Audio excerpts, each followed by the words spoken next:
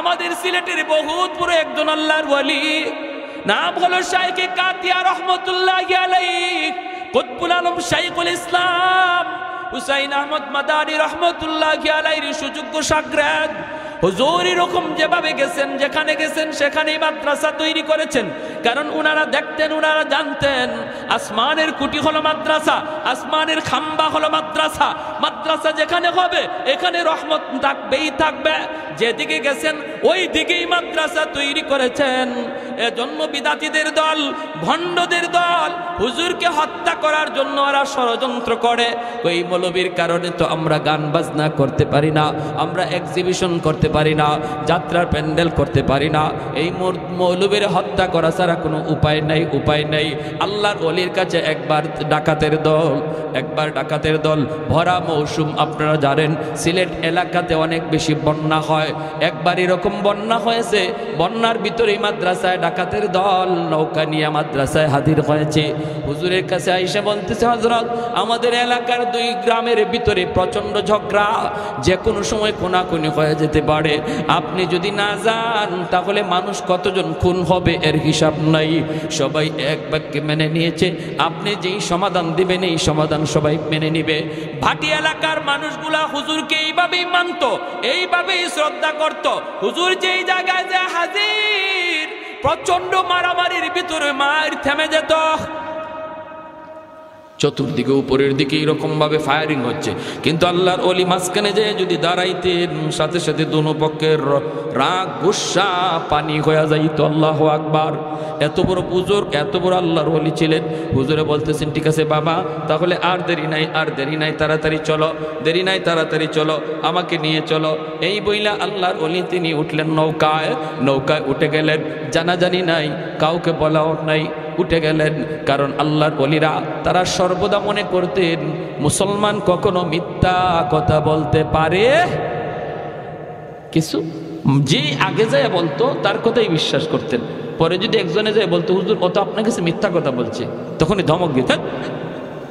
মুসলমান আবার মিথ্যা বলে নাকি? সুবহানাল্লাহ, জোরে কর না। যে মুসলমান আবার মিথ্যা বলে নাকি? আগের জনে আপনারে মিথ্যা বলছে এই কথাটা বুঝানোই যেত না।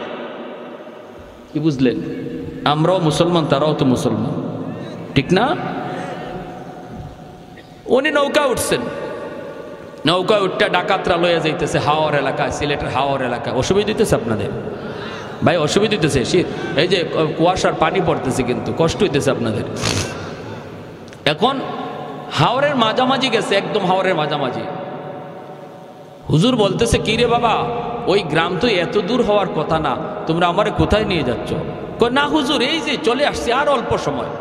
মূলত ওদের টার্গেট হলো একদম হাওরের মাঝামাঝি নিয়ে হুজুরকে একদম জবাই করবে, জবাই করে হাওরে ফেলাই দিবে। হাওরের মাঝামাঝি নেওয়ার পরে ডাকাতরা তাদের চেহারা পাল্টায় ফেললো। কাছে আইসা কয়, মৌলবী প্রস্তুত হয়ে যাও, আমাদের দীর্ঘদিনের চেষ্টা, তোমারে খুন করব। তোমার কারণে আমরা গান বাজনা, যাত্রা, প্যান্ডেল কিছুই করতে পারি না। খালি যাবাই যাও, এবার যাই তুমি মাদ্রাসা যেখানে যাও সেখানে গান বন্ধ করে ফেলো, ঠিক আছে? আজকে তোমার জীবনের শেষ দিন, তুমি প্রস্তুত নাও। আল্লাহর ওলি বলেন, আমাকে একটু সুযোগ দিবানি 2 রাকাত নামাজ পড়ার? কয়, কোনো অসুবিধা নাই, শেষ জীবনের শেষ নামাজ পড়তে চাও, নামাজ পড়ে নাও। এরা কারা? ডাকাতের দল, দিশা বিশা পায় না, কোথায় থানার, আমরা ছিলাম কোথায়, কেমনে থানার ঘাটে এসে লাগলো। হায় আমরা কার বিরুদ্ধে লাগছিলাম? হুজুরের পায়ে পইরা পা ধইরা মাপ চাওয়ার কো, হুজুর জীবনের জন্য তওবা করলাম, গুনাহ তো সারছি, আজীবন আপনার খাদেম হইয়া থাকবো, আমাদেরকে আজকের মতো বাঁচান। যেই পুলিশেরা কই, হুজুর এরা কারা আপনার পা ধরতেছে? হুজুরে বলতেছেন, না কোনো অসুবিধা নাই, এরা সব আমার খাদেম, নৌকা ভুল করে এখানে চলে আসছে, একটা অন্যায় করেছে তাই মাপ চাইতেছে। আল্লাহু আকবার। পুলিশদের কাছে পরিচয় দেন নাই ওরা যে ডাকাত। এই আল্লাহর ওলি এই ডাকাতদেরকে বলছিলেন, বাবা শুন, তোরা যে এমন ঘটনা ঘটাইছো আমার জীবদ্দশায় কারো কাছে বলবি না, আমার ইন্তেকালের পরে যদি বলতে চাও বলবা। আমরা আল্লাহর ওলির ইন্তেকালের পরেই খবরগুলা পাইছি এবং ওরা বলছে আমরা যে হুজুরের খাদেম, আমরা কিন্তু শুরুতে খাদেম ছিলাম না, আমরা হুজুরকে মারার জন্য ডাকাত সেজে এসেছিলাম, আমরা হলাম ডাকাত।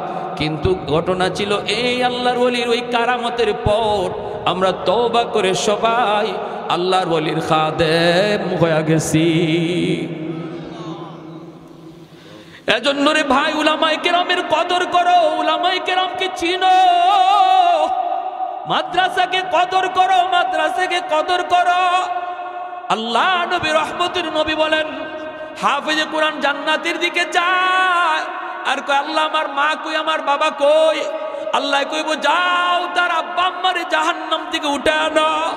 জাহান্নাম থেকে বাপ্পারে যখন উঠে আনবে তার দাদা দাদি নানা নানি তখন উইটে কইব বাবা তোমরা তো তোমাদের সন্তানের উসিলায় আজকে জান্নাত পেয়ে গেছো, কিন্তু সে তো আমাদের নাতি, আমাদের নাতি, আমরা তো কত আদর করছি, কত মায়া করছি, আমি নানা আমি নানি কত মায়া করছি, আজকে আমরা বিপদে পড়ে গেছি বাবা, তোমরা তো মুক্তি পেয়ে গেছো। আমার ভাইটারে বইল একটু সুপারিশ করার জন্য।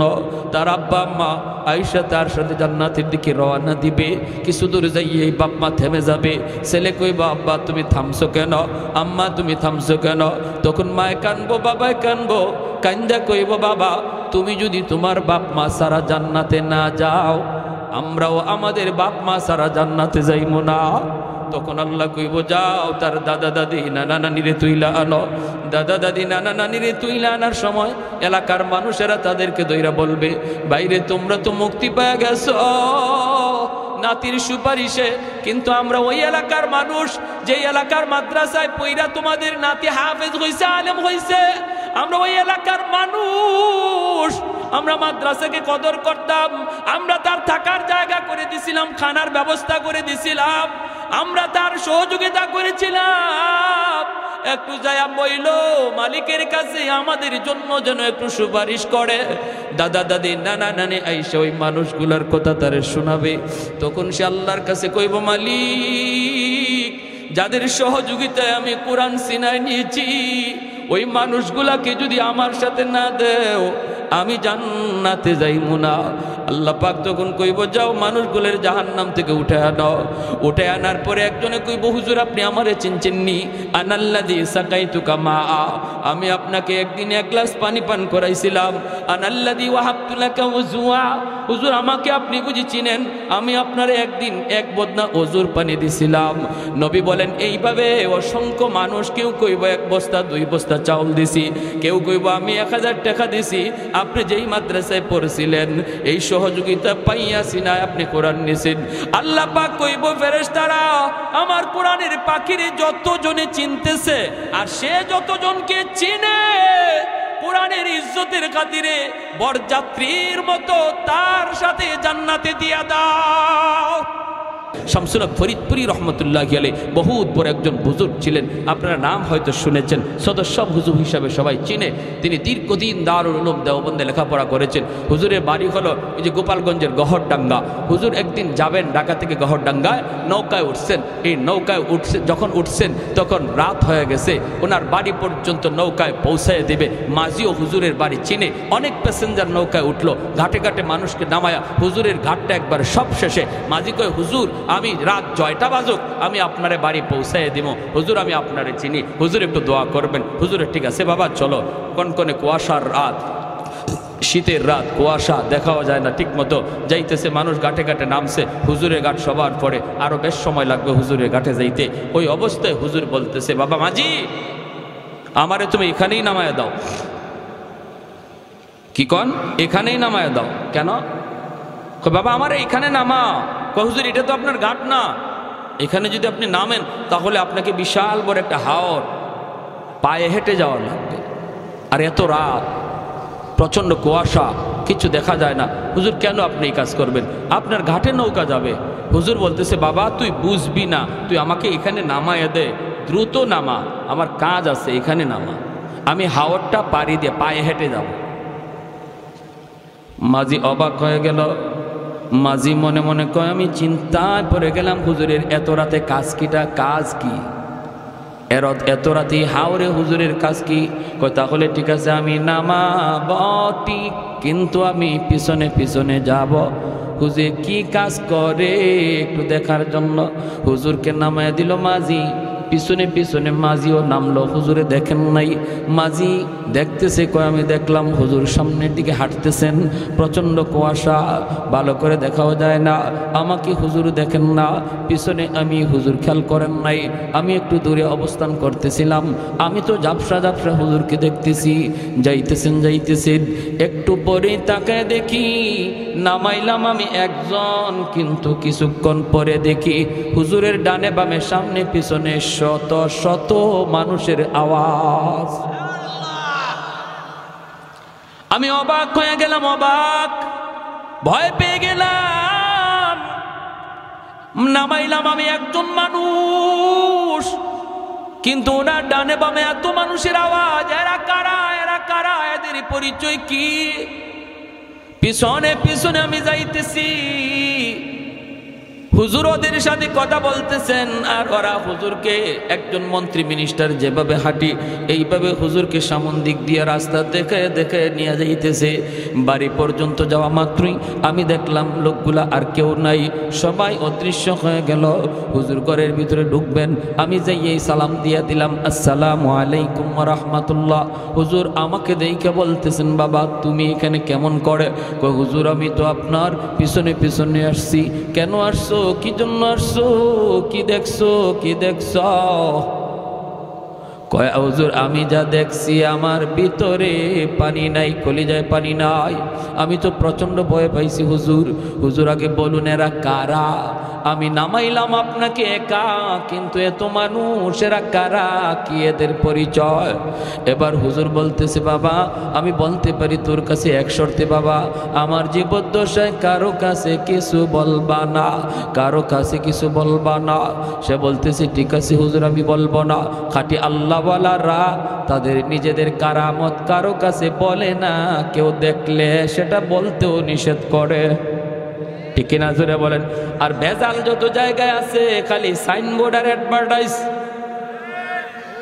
ভেজাল যত আছে।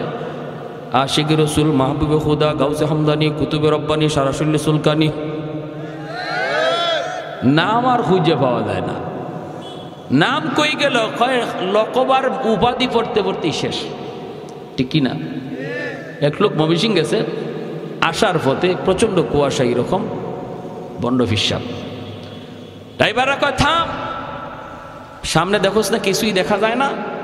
ওখানে দেখ একটা বোর্ডিং দেখা যায়, সিট আছে কিনা একটু দেখ। তো ড্রাইভার গেছে, গিয়া বোর্ডিং ম্যানেজার রেখায়, স্যার রাত বাজে প্রায় 3টা 2টা, বলতেছে স্যার আপনাদের হোটেলে কোনো সিট আছে? কয় সিট তো আছে, থাকবো কেটা? থাকবো কে?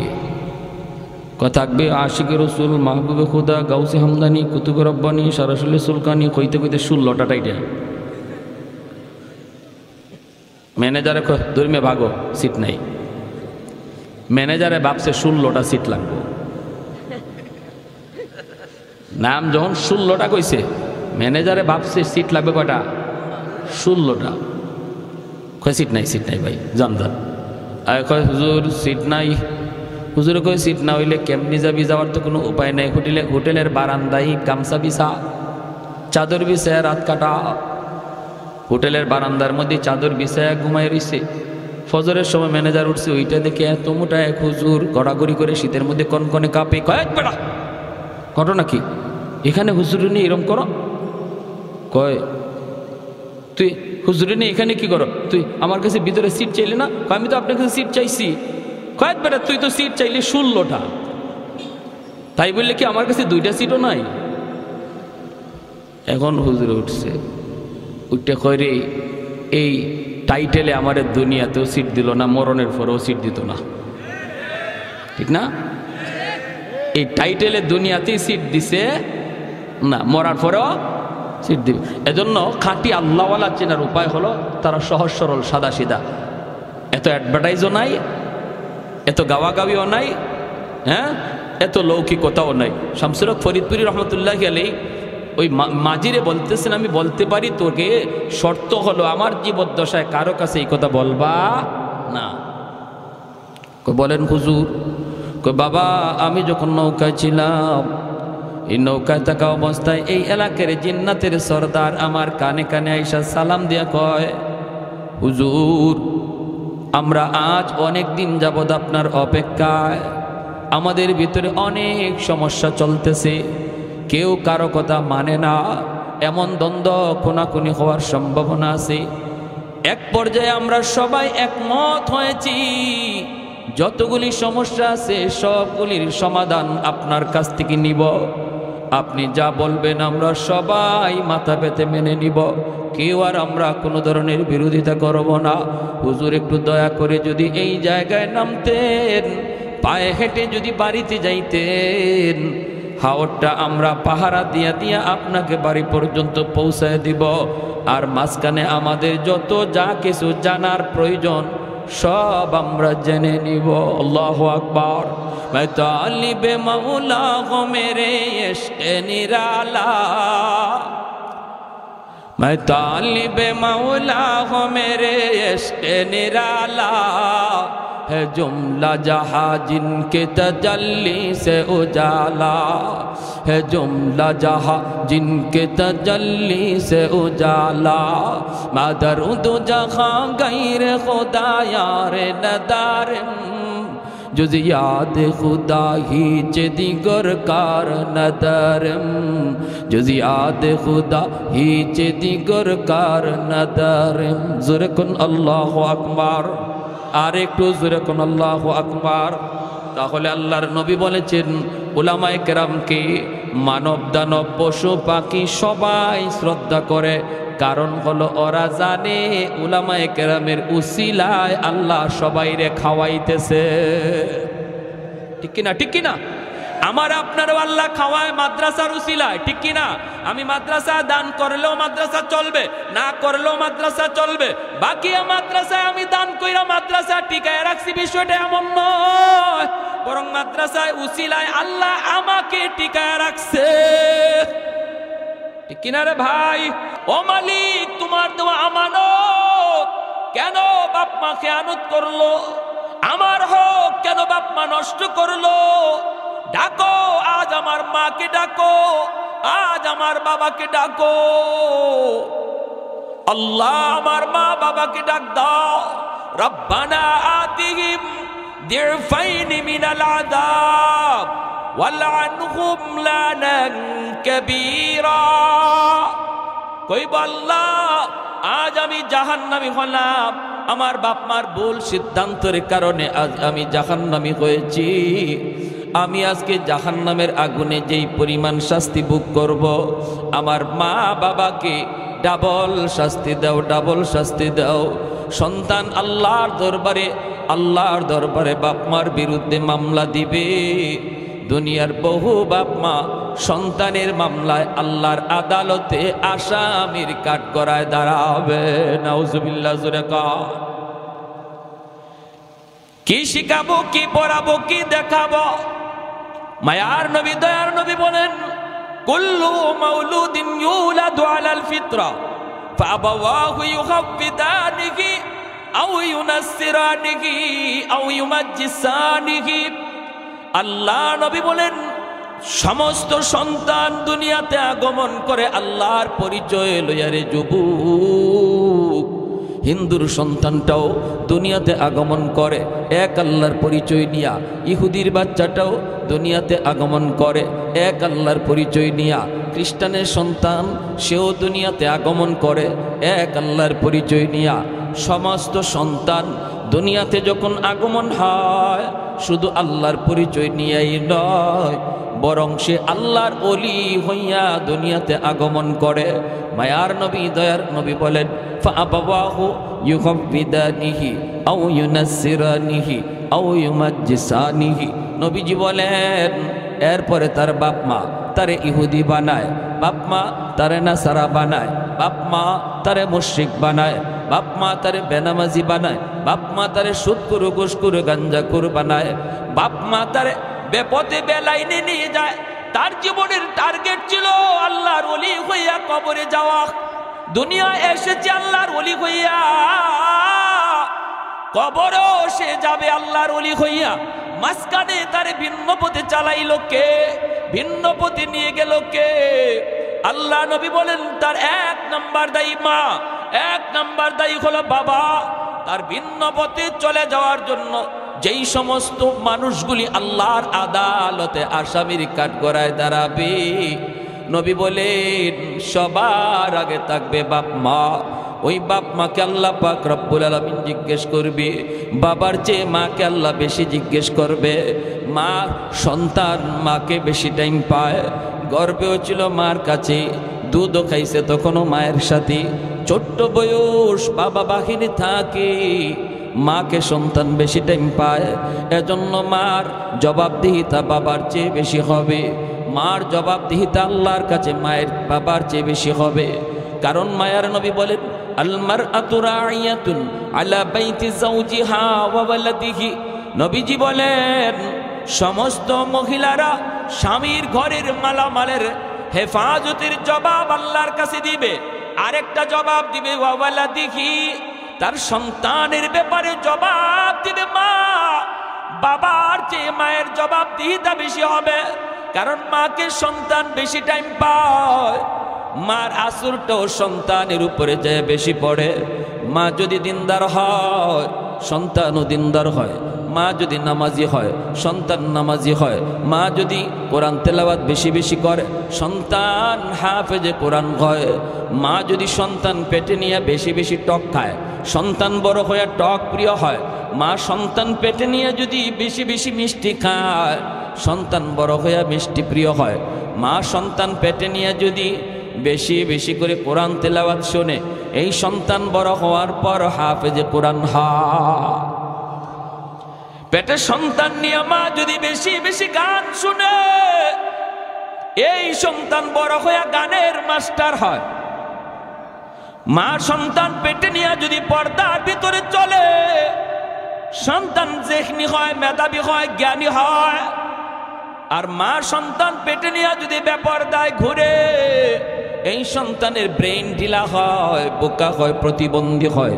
এটা অভিজ্ঞরা অভিজ্ঞতার আলোকে বলেছেন। এজন্য বাইরা মনে রাখবি যুবক, সবার আগে যদি একটা সুন্দর সন্তান চাও, নেককার একটা ছেলে যাও, আগে মা, ভালো একটা মা তোমাকে তালাশ করতে হবে। পর্দানিশীন একজন মহিলা, একজন স্ত্রী তোমাকে খুঁজতে হবে। কোরআন তেলাওয়াতকারিনী একজন মা তার জন্য আনতে হবে। মা যদি ভালো হয়, সন্তান ভালো হয়, দেখবেন মা নামাজে দাঁড়াইলে ছোট্ট শিশুটাও মায়ের সাথে নামাজে দাঁড়ায়, ঠিক কিনা? মা তাসবিহ পড়ে, মা রুকু করে সিজদা করে, ছোট্ট শিশুটাও রুকু করে সিজদা করে। মা তাসবিহ পড়ে, টুট নড়ে, শিশু বাচ্চাটাও তাসবিহ পড়ে। কিসের তাসবিহ? তাসবিহ তো পড়ে না, তাসবিহ তো পড়ে না। মার টুট নড়ে, এজন্য বাচ্চাটাও টুট নাড়ায়। জোরে বলি সুবহানাল্লাহ, আর একটু জোরে কোন সুবহানাল্লাহ। এজন্য ভাইরা মনে রাখবারে আল্লাহর বান্দা, সন্তানের ব্যাপারে আল্লাহর দরবারে বাপ মার জবাবদিহিতা হবে সবার আগে। কারণ ঘর হলো তার সর্বপ্রথম বিদ্যালয়, বাপ মা হলো তার সর্বপ্রথম শিক্ষক। ঘরের মধ্যে সন্তান যা কিছু শিশুবেলা থেকে বড় হওয়ার পর এটার আসর থাকে। ঘরের মধ্যে সন্তান যা কিছু শুনে এটা তার মরণ পর্যন্ত আসর থাকে। কারণ শিশুকালে বাচ্চাগুলির দিল দেমাগ হলো কাদামাটির মতো, কাদামাটির ভিতরে যা খুশি লেখা যায়, মাটি যদি শক্ত হয়ে যায় লেখা যায় না। সন্তানের চোখ হলো ভিডিও রেকর্ডার, কান হলো তার অডিও রেকর্ডার। চোখ দিয়ে আপনার সন্তান যা কিছু দেখবে ঘরের ভিতরে সব কিছু চোখের মধ্যে রেকর্ড করে রাখে। কান দিয়ে আপনার শিশু বাচ্চাটা করে যা শুনে সব কিছু কানের মধ্যে রেকর্ড করে রাখে। যেদিন সে বড় হওয়ার পর সাপ্লাই দেয়, এতদিন পর্যন্ত যা কিছু রেকর্ড করেছে বড় হওয়ার পরে তাই সাপ্লাই দেয়। এখন যদি আপনার সন্তানের কানের মধ্যে আপনি গান রেকর্ড করান, ঘরের ভিতরে নাটক চলছে, ঘরের ভিতরে সিনেমা চলছে, টেলিভিশনের আওয়াজ চলছে, ছোট্ট বাচ্চাটা বুঝে না কিন্তু গানের আওয়াজ তার কানে রেকর্ড হয়ে রয়েছে। ছোট্ট বাচ্চা সিনেমার কোনো অনুষ্ঠান বুঝে না কিন্তু নাচ গানের দৃশ্য তার চোখে রেকর্ড হয়ে থাকে। এটা আল্লাহর পক্ষ থেকে দেওয়া তাকে দুইটা রেকর্ডার। চোখ হলো তার ভিডিও রেকর্ডার, কান হলো তার অডিও রেকর্ডার। আমরা মনে করি শিশু বাচ্চা বুঝে না, কিন্তু না না, শিশু বাচ্চা সব বুঝে, সব কিছু তার রেকর্ড হয়ে থাকে। যেদিন সে সাপ্লাই দেয়, যদি কানের ভিতরে গান রেকর্ড করে থাকি তখন গানই সে সাপ্লাই দিবে। আর যদি কানের ভিতরে কোরআন তিলাওয়াত রেকর্ড করে তাহলে সে কোরআন তেলাওয়াত বাজাবে, ঠিক কি না?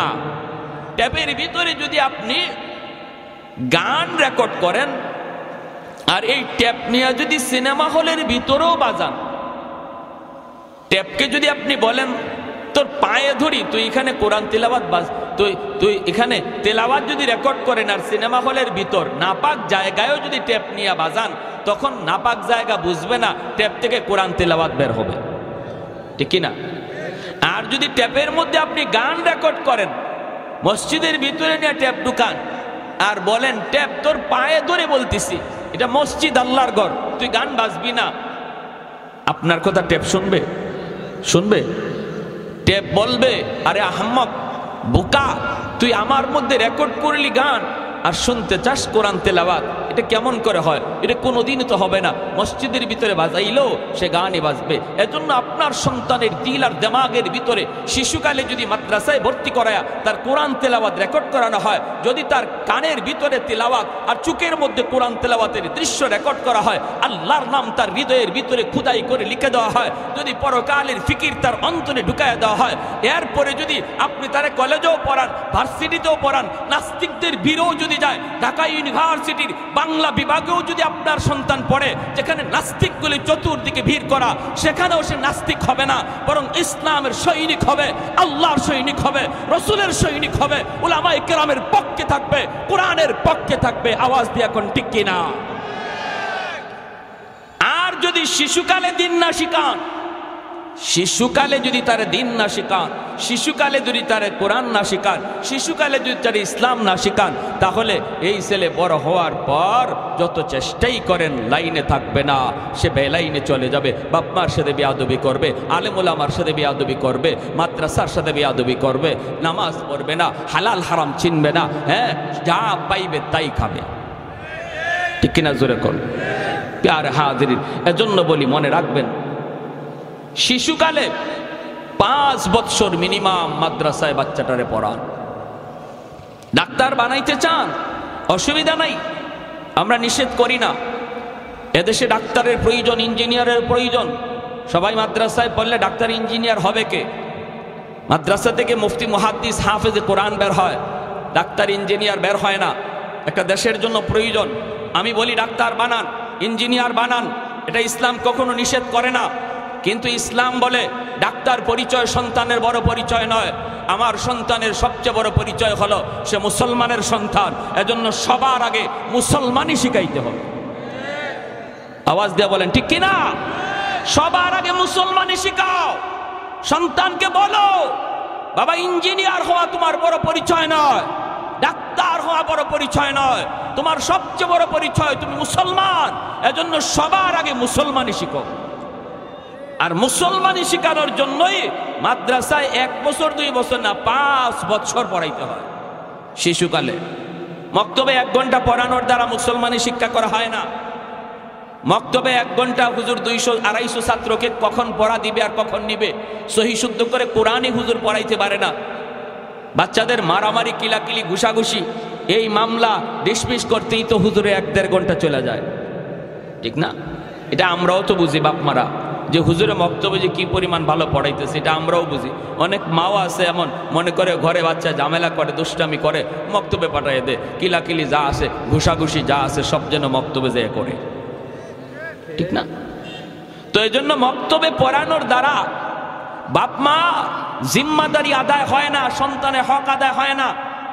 সন্তান মুসলমানি শিখতে পারে না। 5 বছর মাদ্রাসায় পড়াইতে হবে শিশুকালে, নুরানি মাদ্রাসায়। আর আলহামদুলিল্লাহ এখন মাদ্রাসাগুলিতে 5 বছর শিশুকালের, এই যে শিশুকালের 5 বছর 1 থেকে 5 পর্যন্ত মাদ্রাসায়ও স্কুলের সমমানের অঙ্ক ইংরেজি সিলেবাস রাখা হয়েছে। স্কুলে যে অঙ্ক ইংরেজি পড়ানো হয়, মাদ্রাসায় একই অঙ্ক ইংরেজি পড়ানো হয়।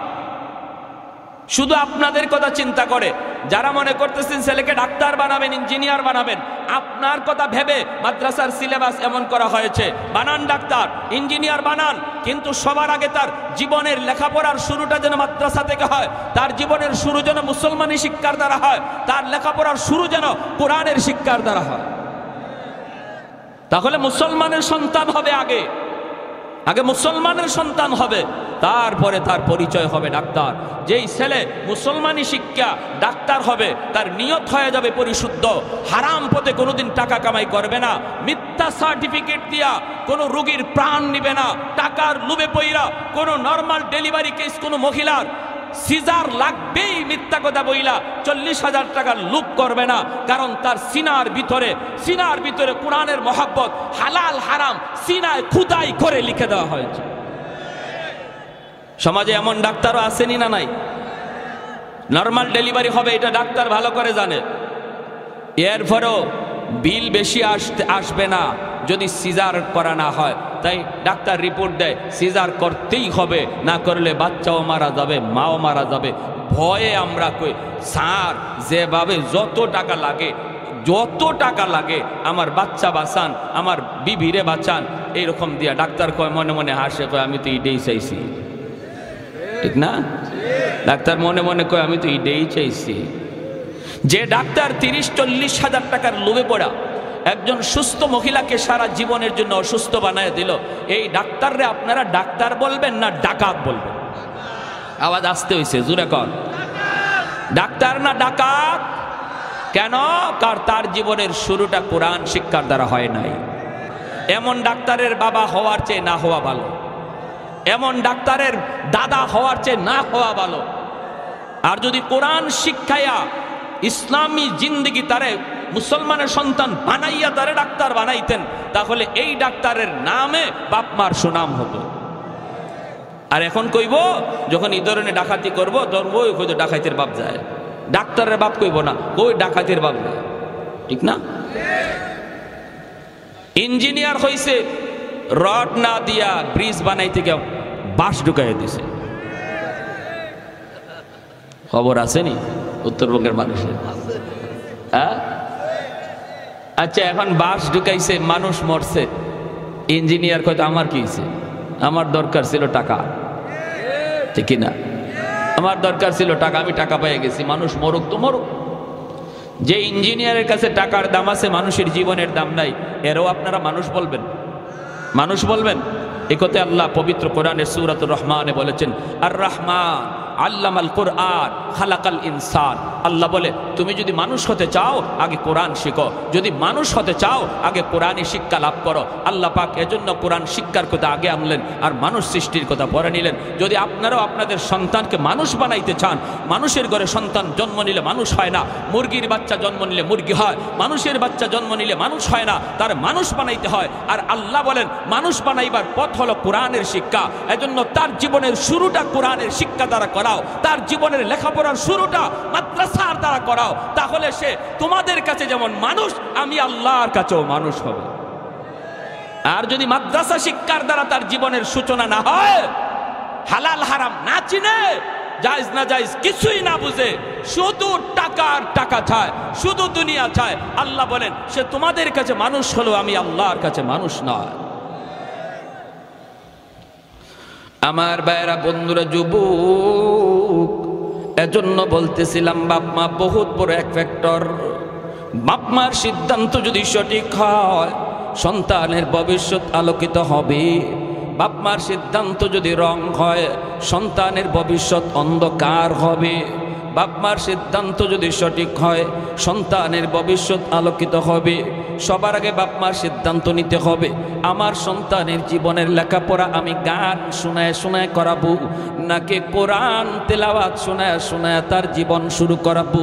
তার জীবনের লেখাপড়া কোরআন তেলাওয়াতের দ্বারা হবে নাকি গান দ্বারা হবে, এই সিদ্ধান্ত নিবে তার মা, সিদ্ধান্ত নিবে তার বাবা রে। মায়ার নবী বলেন যদি এই সিদ্ধান্তে বাপ মা সঠিক সিদ্ধান্ত দেয় তাহলে সন্তানের ভবিষ্যৎ আলোকিত হবে। আল্লাহর আদালতে আসামির কাঠগড়ায় দাঁড়াইতে হবে না। আর যদি সিদ্ধান্ত রং হয় তাহলে সন্তান পথভ্রষ্ট হবে, সন্তানের ভবিষ্যৎ অন্ধকার হবে। কিয়ামতের ময়দানে আল্লাহর দরবারে এই সন্তানের মামলায় বাপ মা আসামি হওয়া লাগবে। কিয়ামতের ময়দানে বহু বাপ মা সন্তানের মামলায় আটকা পড়ে যাবে। তার নামাজ, তার রোজা, তার হজ, তার জিন্দগির ব্যক্তিগত আমল বড় ভালো ছিল, কিন্তু সন্তানের হক আদায় না করার কারণে বহু বাপ মা আল্লাহর আদালতে কাঠগড়ায় দাঁড়ায় থাকবে, বাঁচবার কোনো পথ থাকবে না। ওই দিন কিন্তু সন্তান বিন্দু পরিমাণ মায়া করবে না। আল্লাহ বলবেন বান্দারে নামাজ তোমার এক ওয়াক্ত কাজা হয়েছে, আমি আল্লাহ মাফ করে দিলাম। রোজা তোমার এক ওয়াক্ত কাজা হয়েছে, যাও আমি আল্লাহ মাফ করে দিলাম, এটা আমার হক। কিন্তু সন্তানের হক তুমি নষ্ট করেছো, তারে আমি আল্লাহর পরিচয় শিখাও নাই, ইসলাম ধর্ম সম্পর্কে তারে জ্ঞান দাও নাই, না তারে মুসলমানি শিখাও নাই, যার জন্য আজকে সে জাহান্নামী। আমার আদালতে তোমার বিরুদ্ধে মামলা দায়ের করেছে, এই মামলার ব্যাপারে আমি আল্লাহ কিছু জানি না। যেভাবে পারো সন্তানের কাছ থেকে মামলা ডিসমিস করো। বাবা সন্তানের কাছে মাপ চায়, মা সন্তানের কাছে মাপ চায়, কিন্তু সন্তান ওই দিন মাপ দিবে না। হাসরের মাঠে সন্তান বাবাকে চিনবে না, বাবা সন্তানকে চিনবে না। যেই সন্তানের জন্য শরীরে রক্ত পানি করলাম, যেই সন্তানের জন্য রাতকে দিন বানাইলাম, এই সন্তান হাসরের মাঠে বাবার পরিচয় দিবে না, মার পরিচয় দেবে না। সন্তান চাইবে বাপ মারে বিপদে ফেলাইয়া কেমন করে নিজে বাঁচতে পারে, বাবাই চাইব দুষ্টা সন্তানের ঘাড়ে চাপাইয়া কেমন করে বাবা বাঁচতে পারে। স্বামী চাইব স্ত্রীর ঘাড়ে দোষ চাপাইয়া নিজে বাঁচতে, স্ত্রী চাইব স্বামীর ঘাড়ে দোষ চাপাইয়া নিজে বাঁচতে। এইভাবে হাসরের ময়দানে সবাই শুধু ইয়া নফসি করবে, কেউ কারো দিকে কোনো খেয়াল রাখবে না। এমনকি নবীরা পর্যন্ত আব্বা আমার কোথায় এই কথা বলবে না। নবীরা পর্যন্ত মালিক আমার মা কোথায় এই কথা হাসরের মাঠে বলবে না।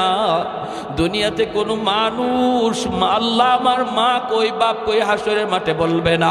সবাই শুধু নিজের জন্য ইয়া নফসি বলবে। আল্লাহ আমাকে বাঁচাও।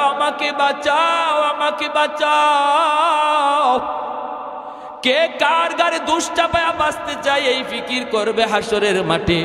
এজন্য বলতেছি রে বাবা, একটু মনোযোগ দিয়া খেয়াল করে শোনো। আমরা যারা বাবা হয়েছি, আমরা যারা মা হয়েছি, বাবা হওয়া সহজ, মা হওয়া সহজ, কিন্তু একজন আদর্শ মা হওয়া, আদর্শ বাবা হওয়া বড় কঠিন। সিদ্ধান্ত যদি তোমার ভুল হয় তাহলে তুমি বাবা আল্লাহর দরবারে কলঙ্কিত, সন্তানের কাছেও কলঙ্কিত। আর যদি সিদ্ধান্ত তোমার সঠিক হয় সন্তানের কারণে নাম উজালা। যেই সকল বাপ মা সন্তানকে হাফেজে কোরআন বানানোর নিয়ত করবে, নূরুন আলা নূর, আলেম বানানোর নিয়ত করবে, তাহলে এটা তো নূরুন আলা নূর।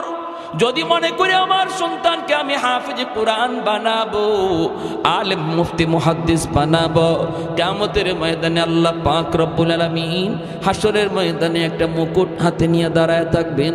হাসরবাসী মানুষ বলবে আল্লাহ কার জানি অপেক্ষা করি, কার জন্য জানি মালিক অপেক্ষা করতেছে, মুকুট জানি আল্লাহ কাকে পরাইতে চায়। নবীর বাপ মা সামনে গেলেও আল্লাহ পাক নড়বে না, আল্লাহ পাক পরিচয় দিবেন না, আল্লাহ কাছে ডাকবেন না। কত মানুষ আল্লাহর কাছে যায় দাঁড়াবে, আল্লাহ কাউকে কাছে ডাকবেন না। এমনি একজন মানুষ যা কইব মালিক আমাকে আপনি চিনেননি, আল্লাহ তখন বলবে বান্দা তুমি কে? কয় আমি অমুক অমুক হাফেজে কোরআনের আব্বা, আমি অমুক মুফতি সাহেবের মা। মালিক তখন ডাক দিয়া বলবে হাসরের ময়দানে, বান্দা রে আজ কোটি কোটি মানুষের ভিতরে আমি আল্লাহ তোমাকেই খুঁজতেছি। মান করা আল কুরআন ওয়া আমিলা বিমা ফিহি উলবিসা ওয়ালিদাহু তাজান ইয়াউমাল কিয়ামা দাউহু আহসানু মিন দাউইশ শামস। মায়ার নবী দয়ার নবী বলেন, দুনিয়াতে ওই হাফিজে কোরআনের মাথায় পাগড়ি পরাইলো দুনিয়ার উস্তাদগণ, এলাকার মানুষগণ হাফিজে কোরআনের মাথায় পাগড়ি পরায় দিল, কিন্তু ওই দিন আল্লাহ পাকের কুদরতির নজর ছিল হাফিজে কোরআনের বাপ মার দিকে। যেরকম সুবহানাল্লাহ, মানুষ হাফিজের মাথায় পাগড়ি পরায় আর আল্লাহর নজর হাফিজের বাপ মার দিকে। সুবহানাল্লাহ জোরে কইতেন না? আর একটু জোরে কোন সুবহানাল্লাহ, আর একটু জোরে সুবহানাল্লাহ। আল্লাহু আকবার। লা জিদ্দা ওয়ালা নিদ্দা ওয়ালা হাদ্দা লিমাওলা, লা জিদ্দা ওয়ালা নিদ্দা ওয়ালা হাদ্দা লিমাওলা, আল আনা কামা কানা ওয়ালাম ইয়ালকা জাওয়ালা, আল আনা কামা কানা ওয়ালাম ইয়ালকা জাওয়ালা, লা মিসলা ওয়ালা সাওয়ারা মিসলা ওয়া নাযীরা, মান ক্বালা সিওয়া যালিকা কাদ ক্বালা মুহালা, মান ক্বালা সিওয়া যালিকা কাদ ক্বালা মুহালা, লা ওয়ালদা ওয়ালা ওয়ালিদা লা আম্মা ওয়া খালা, লা শিবহা ওয়ালা মিসলা ওয়ালা কুফুয়া লিমাওলা। জোরে সুরে বলি আল্লাহু আকবার। আর একটু জোরে মুসলমানের আওয়াজে আল্লাহু আকবার। আমাদের আওয়াজ যত উঁচু হবে ইসলামের দুশমনদের আওয়াজ তত নিচু হবে, ঠিক কিনা জোরে বলেন। আজকে বলুন তো বাংলার জমিনে নাস্তিক বেশি না ইমানদার বেশি? ইমানদার বেশি, নাস্তিক কম। এরপরও ইমানদাররা, ইমানদারদের সামনে নাস্তিকদের তো লাফালাফি। কারণ কি? একমাত্র কারণ আমাদের আওয়াজ ছোট হয়ে গেছে, ইমানদারের আওয়াজ ছোট হয়ে গেছে। ইসলামের হুকুম হলো আমরা জায়গা মতো নরম, আবার জায়গা মতো আমরা খুব বেশি গরম। আওয়াজ দিয়ে এখন ঠিক কিনা? পশ্চিমাদের চোখ পড়েছে কাবা গড়ের প্রান্তরে, ব্রিটিশ দালাল দল বেঁধেছে ধ্বংস করতে চায় কারে। পশ্চিমাদের চোখ পড়েছে কাবা গড়ের প্রান্তরে, ব্রিটিশ দালাল দল বেঁধেছে ধ্বংস করতে চায় কারে। আল্লাহ পাকের ঘর তোর সাহস থাকলে ধর। হয় নাই, হয় নাই, আরো জোরে হয় নাই, ঠিক কিনা?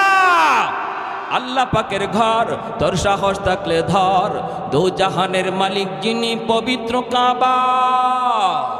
ওই আরবের দিন বাঁচাতে সত্য ন্যায়ের মুক্তি চাই, মুহাম্মদের বাহিনী আজ আসলে তোদের রক্ষা নাই। ওই আরবের দিন বাঁচাতে সত্য ন্যায়ের মুক্তি চাই, মুহাম্মদের বাহিনী আজ আসলে তোদের রক্ষা নাই। পশ্চিমাদের চোখ পড়েছে কাবা গড়ের প্রান্তরে, ব্রিটিশ দালাল দল বেঁধেছে ধ্বংস করতে চায় কারে।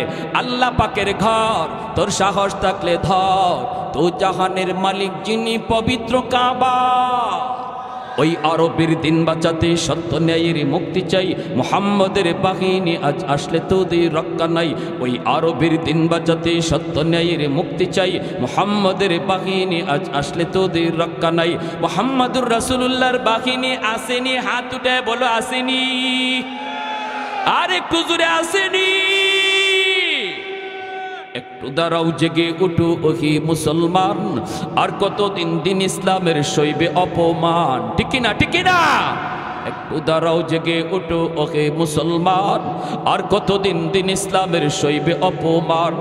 রক্ত দিয়ে পবিত্র ওই মক্কা মদিনা, সেই জমিনে সিনেমা হল চলতে পারে না। রক্ত দিয়ে পবিত্র ওই মক্কা মদিনা, সেই জমিনে সিনেমা হল চলতে পারে না। নূর মক্কার ইসলাম তার তাকলো কি আর দাম, বন্দিশালায় তাকে যদি কাবার ইমাম। ওই আরবের দিন বাঁচাতে সত্য ন্যায়ের মুক্তি চাই, মুহাম্মাদের বাহিনী আজ আসলে তোদের রক্ষা নাই। ওই আরবের দিন বাঁচাতে সত্য ন্যায়ের মুক্তি চাই, মুহাম্মাদের বাহিনী আজ আসলে তোদের রক্ষা নাই। পশ্চিমাদের চোখ পড়েছে কাবা গড়ের প্রান্তরে, ব্রিটিশ দালাল দল বেঁধেছে ধ্বংস করতে চায় কারে। আল্লাহ পাকের ঘর তোর সাহস থাকলে ধর, তো জাহানের মালিক যিনি পবিত্র কাবা। ওই আরবের দিন বাঁচাতে সত্য ন্যায়ের মুক্তি চাই, মুহাম্মাদের বাহিনী আজ আসলে তোদের রক্ষা নাই। ওই আরবের দিন বাঁচাতে সত্য ন্যায়ের মুক্তি চাই, মুহাম্মাদের বাহিনী আজ আসলে তোদের রক্ষা নাই। একটু জোরে সুরে কোন আল্লাহু আকবার হয় নাই? আরো জোরে আল্লাহু আকবার।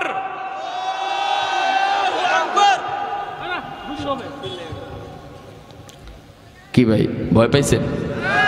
কেউ লালমনিরহাটের মানুষ ভয় পাইছেন? আমরা কার সৈনিক? আরো জোরে কার? আল্লাহ তুমি কবুল করো, জোরে বলি আমিন। আরো জোরে বলি আমিন। ভাইয়েরা আমার, এজন্য কি আমার এই পর্যন্ত আলোচনার নতিজা হলো, যদি বাপমা আল্লাহর আদালতে কাঠগড়ায় দাঁড়ানো থেকে বাঁচতে হয়, তাহলে সন্তানের জীবনের লেখাপড়া শুরু স্কুল থেকে না মাদ্রাসা থেকে করতে হবে? সবাই কথা কয় না। স্কুল থেকে না মাদ্রাসা থেকে? স্কুলে ফরাইলেও মাদ্রাসা থেকে, ঠিক না? স্কুলে ফরাইলেও মাদ্রাসা থেকে তার জীবনের লেখাপড়া শুরু হবে। ইসলামী শিক্ষা, মুসলমানি শিক্ষা লাভ করার পর তারে ডাক্তার বানাবো। কারণ আমার সন্তানের বড় পরিচয় ডাক্তার নয়, সবচেয়ে বড় পরিচয় সে মুসলমান। এজন্য সবার আগে মুসলমানি শিখতে হবে। আর এজন্যই মাদ্রাসাগুলোতে স্কুল কলেজের অঙ্ক ইংরেজি রাখা হয়েছে। বিশ্বাস না হলে আপনারা মাদ্রাসায় ঢুকে দেখেন, যে দেখি হুজুর স্কুলের ওয়ানের অঙ্ক ইংরেজি মাদ্রাসা আসেনি, 2 এর অঙ্ক ইংরেজি 2-তে আসেনি, 3 এর অঙ্ক ইংরেজি 3-তে আসেনি। যদি আমার কথা বিশ্বাস না হয় তখন দিয়েন না। আপনারা দেখবেন, যদি দেখেন যে হয় স্কুলে অঙ্ক ইংরেজি তো মাদ্রাসা আছে, তাহলে অসুবিধা কি? ক্লাস 5 পর্যন্ত মাদ্রাসায় পড়ার পর আপনার সন্তান অনায়াসে 6 থেকে ভর্তি হবে, হাই স্কুলে ভর্তি হবে। তার আবার স্কুলে 1 থেকে পড়া লাগবে না, হাই স্কুলে ভর্তি হবে। লাভ কি হবে? এই 5 বছরের ভিতরে মুসলমানি শিখবে, 5 বছরের ভিতরে কোরআন শিখবে, 5 বছরে সে আল্লাহকে চিনবে, 5 বছরে সে আখিরাত জানবে, 5 বছরের ভিতরে তার অন্তরে আল্লাহ রসুলের দাম খুদাই করে লিখে দেওয়া হবে। সে ভার্সিটিতে গেলেও নাস্তিক হবে না, কলেজে পড়লেও বেনামাজি হবে না, বাপ্পার সাথে বেয়াদবি করবে না, আলেমদের সাথে বেয়াদবি করবে না। সে নবীর সৈনিক হবে, আল্লাহর সৈনিক হবে। আমরা তো এটাই চাই নাকি? এটা চাই কি না? ঢাকা ইউনিভার্সিটি বাংলা বিভাগে পড়লো, নাস্তিকদের ভিড়ও আপনার সন্তান তাকবীরে আওয়াজ তুলবে, নাস্তিকদের ভিড়ও নারায়ে তাকবীরে আওয়াজ তুলবে। কারণ তার শিশুকালে কলিজার মধ্যে আপনি 5 বছর কোরআন ঢুকাইয়া দিয়েছেন। আল্লাহ তুমি সকল বাপ মাকে কবুল করো, জোরে কই আমিন। আরো জোরে বলি আমিন। আর যদি সন্তানকে আলেম হাফেজ বানাইবার নিয়ত করেন, তাহলে হাসরের মাঠে আল্লাহ কইব আমি তো তোমারই খুঁজতেছি, জোরে কোন সুবহানাল্লাহ। কারণ দুনিয়ার জগতে তোমার সন্তানের মাথায় যখন পাগড়ি পরায় দেয়, আমি আল্লাহর কুদরতির নজর ছিল তোমরা বাপ মার দিকে। সমাজের মানুষগুলি তোমরা বাপ মাকে কত বাধা দিয়েছে, না না সন্তানটারে মাদ্রাসায় দিও না। কারণ মাদ্রাসায় পড়লে পরে জীবন কেমন করে চালাবে, বউ পালবে কেমন করে, সংসার চালাবে কেমন করে, জীবন চালাবে কেমন করে, কত প্রশ্ন কত প্রশ্ন কত প্রশ্ন।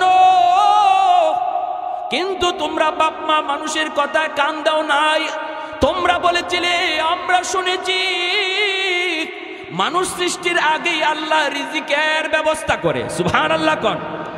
আল্লাহ মানুষ সৃষ্টির আগেই রিজিকের ব্যবস্থা করে। আমার আব্বা আমাকে যখন মাদ্রাসায় দেন, আমার চাচারা বিরোধিতা করেছেন। আমার চাচারা বলেছেন, পোলাটারে আপনি কেমন করে মাদ্রাসায় দিতেছেন? আমি ক্লাস 5-এ বৃত্তি পেয়েছিলাম, এত একটা ভালো লেখাপড়ার মধ্যে স্কুলের মধ্যে ফার্স্ট হয়েছিলাম। আমার আব্বা আমাকে সর্বপ্রথম স্কুলে ভর্তি করেছিলেন। কেন করেছিলেন এর কারণটা আমি বলি। আমাদের সময়ে মাদ্রাসার এই সিলেবাস ছিল না, বর্তমানে যে সিলেবাস অঙ্ক ইংরেজি মাদ্রাসায় ঢুকানো হয়েছে, আমাদের সময়টাতে এমন ছিল না রে যুবক, কেমন ছিল না। এজন্য আমার আব্বা অঙ্ক ইংরেজিতে একটু ভালো থাকার জন্য আগে আমার এক প্রাইমারি স্কুলে পড়াইছেন, আর বলছেন বাবা লেখাপড়া হবে তোমার জীবনের শেষ হবে লেখাপড়া মাদ্রাসায়। শুরুটা করলাম অঙ্ক ইংরেজি কিছুটা ধারণা নেওয়ার জন্য। আমি স্কুলে যেতাম আর কানে কানে শুনতাম শুধু মাদ্রাসা মাদ্রাসা মাদ্রাসা। আব্বা আমারে সকালে নিয়ে যেতেন স্কুলে, বিকালে নিয়ে যেতেন মাদ্রাসায়। মাদ্রাসায় গিয়ে মাদ্রাসার ক্লাসগুলি দেখতাম, ছাত্রদের সাথে বইতাম। আমার চাচারা যখন বিরোধিতা করলো, পুলাটার জীবন বুঝি শেষ। হ্যাঁ, আপনি এত ট্যালেন্ট একটা পুলারে মাদ্রাসায় দিয়া দিলেন। আমার আব্বা কয় কেন, কি হয়েছে? জীবন পালবে কেমন করে? আব্বা বলেছিলেন উলামায়ে কেরামের জবানে শুনেছি, মানুষ সৃষ্টির আগে আল্লাহ রিজিকের ব্যবস্থা করে। জোরে কোন সুবহানাল্লাহ। অতএব আমার সন্তান কেমন করে চলবে, কেমন করে দুনিয়া কাটাবে, কেমন করে সংসার চালাবে, এই টেনশন আমার করা লাগবে না, কারণ এই টেনশন আমার করতে হবে না, আল্লাহ আগে ব্যবস্থা করে রেখেছে। এজন্য আমার চাচারা যত বিরোধিতা করলো, আমার আব্বা সিদ্ধান্তের উপরে অটল। আমার সাথে যতজন স্কুলে পড়ছে একজন মাদ্রাসায় ভর্তি হয় নাই, আমি একাই শুধু মাদ্রাসায় গিয়েছিলাম, আর ওরা সবাই হাই স্কুলে ভর্তি হয়েছিল। এজন্যই কিয়ামতের ময়দানে আল্লাহ বলবেন ও দুনিয়ার হাফিজে কোরআনের বাপ মা, আলেমের বাপ মা, মানুষগুলি তোমার সামনেই সন্তান নিয়ে স্কুলে গেছে, কলেজে গেছে, কিন্তু তুমি স্রোতের উল্টা চলছো। মানুষ চলছে স্রোতের তালে তালে, নদীর স্রোত যেই দিকে চলতেছিল তুমি স্রোতের উল্টা হাঁটতেছিলা। আমি আল্লাহকে পাওয়ার জন্য, এজন্য আজ তোমার ছেলের মাথায় পাগড়ি পরায় উস্তাদ। মানুষের নজর হলো তোমার সন্তানের চেহারায়, আর আমি আল্লাহর নজর হলো তোমরা বাপ মার দিকে। কিয়ামতের ময়দান আমি আল্লাহ তোমাদেরকে নিজের হাতে পুরস্কৃত করব। এজন্য নবীর বাবার মাথায় আল্লাহ পাগড়ি পরাবে না, কিন্তু একজন হাফিজে কোরআন আলেমের বাপ মার মাথায় আল্লাহ নিজের হাতে পাগড়ি পরায় দিবে। একটু আওয়াজ দিয়া কোন সুবহানাল্লাহ। হাসরের মাঠে আল্লাহ ডাকও দিবে, ও হাফিজে কোরআনের মা, ও মুফতি সাহেবের আব্বা, ও মুহাদ্দিস সাহেবের আব্বা। দুনিয়ার জমিনে মানুষ আপনারে যেই নামে ডাকছে, মানুষ যেমন ডাক দিছে ও মুফতি সাহেবের আব্বা, ও মৌলানা সাহেবের বাবা, ও ইমাম সাহেবের আব্বা, এইভাবে মানুষ আপনাকে সম্মানের সাথে ডাক দিয়েছে, নাম ধরে ডাক দেয় নাই। হাসরের ময়দানে আল্লাহর নবী বলেন, আল্লাহ পাক নিজে ওই দিন আব্দুর রহিম আব্দুল করিম কয়ে ডাক দিবে না, বরং আল্লাহ নিজেও ডাক দিব, ও ইমাম সাহেবের আব্বা, ও হাফিজ সাহেবের আব্বা। এতটা ইজ্জত, এতটা সম্মান আল্লাহ আপনাকে দিবে রে বাবা, এতটা ইজ্জত, এতটা সম্মান আল্লাহ আপনাকে দিবে। তাহলে আপনি কেন এই সম্মান নিবেন না? দুনিয়া তো ইজ্জত। আব্বা আমারে মাদ্রাসায় দিয়ে ঠকেন নাই, বরং আব্বা মাদ্রাসায় দিয়ে তো জিতছেন, ঠিক কিনা? আর একটু জোরে বলেন ঠিক কিনা? আমার চাচারা যারা জেনারেল শিক্ষিত ছিল, জেনারেল শিক্ষিত ছিল, তারাও আজকে আমি আল্লাহ পাক আমার দুনিয়ার লাইনে যে শান শৌকতে রাখছে, তারা এর ধারে কাছে আসতে পারে না। তুমি যদি আল্লাহর জন্য পাগল হও, আখিরাতের জন্য যদি পাগল হও, দুনিয়া আল্লাহ তোমার পিছনে দিয়া দিবে, ঠিক কিনা? আওয়াজ দিয়ে কোন। এজন্য আমার ভাই বর্তমান ইমিডিয়েট ছোট ভাই, আমার ইমিডিয়েট ছোট ভাই হলো বাংলাদেশ আইন মন্ত্রণালয়ের সচিব, রানিং উপসচিব, আমার ইমিডিয়েট আপন ছোট ভাই। কি হয়েছে? তারে এত মানুষে চেনে না, এত মানুষে দোয়া করে না। আমাকে যত মানুষে চিনে, যত মানুষে দোয়া করে, ঠিক কিনা?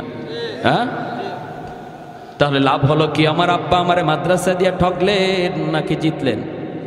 আওয়াজ দেন না, আওয়াজ দেন না কেন? তাহলে আপনিও জিতবেন, আপনিও জিতবেন, আপনিও জিতবেন, আপনি বাবা জিতবেন, আপনি দাদা জিতবেন, আপনি দাদা জিতবেন, আপনি নানা জিতবেন। একজন কোরআনের পাগল, নবীর যুগের একজন সাহাবী, নাম হলো হযরত আব্দুর রহমান রাদিয়াল্লাহু তাআলা আনহু। আল্লাহর নবী রহমতের নবী তিনি বলেছেন জানুনি দুনিয়ার ভিতরে যে উলামায়ে কেরাম আছে, হাফেজ কোরআন আছে, মাদ্রাসা আছে, এদের দুনিয়াতে কদর কি পরিমাণ জানুনি? নবী বলেন তোমরা জানো না, বুঝি জানো না।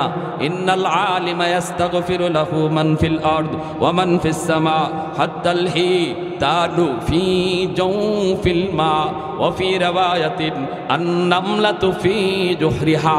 আল্লাহর নবী বলেন এই মাদ্রাসার জন্য, হাফেজে কোরআনদের জন্য, উলামায়ে কেরামের জন্য আসমান জমিনে যত যা কিছু আসে সব কিছু তাদের জন্য দোয়া করে, 24 ঘন্টা দোয়া করে। কারণ হলো মাদ্রাসা সমাজের জন্য রহমত, কোরআন হলো জগতের জন্য রহমত। ওয়া নুনাজ্জিলু মিনাল কুরআন মা হুয়া শিফাউন ওয়া রাহমা ওয়া রাহমাতুল লিল মুমিনিন। আল্লাহ বলেন কোরআন আমি নাজিল করেছি তোমাদের জন্য রহমত বানায়া রহমত। যেই করে কোরআন তেলাওয়াত হয় এই করে আল্লাহর পক্ষ থেকে রহমত নাজিল হয়। যেই সমাজে মাদ্রাসা হয়, যেই সমাজের মানুষ মাদ্রাসাকে কদর করে, মাদ্রাসাকে মহব্বত করে, মাদ্রাসার ছাত্রগুলিকে ভালোবাসে, আল্লাহ পাক রব্বুল আলামিন ওই গোটা সমাজের উপর রহমত নাজিল করে। মাদ্রাসা হলো সমাজের জন্য রহমত, উলামায়ে কেরাম হলো গোটা দেশের জন্য রহমত। উলামায়ে কেরামের কদর যেই সমাজে হয়, যেই দেশে হয়, আল্লাহর পক্ষ থেকে রহমত নাজিল হয়। কারণ উলামায়ে কেরামের সিনার ভিতরে আল্লাহর কোরআন, আল্লাহর কোরআন রহমত চুম্বকের মতো টাইনা আনে, চুম্বকের মতো টাইনা আনে।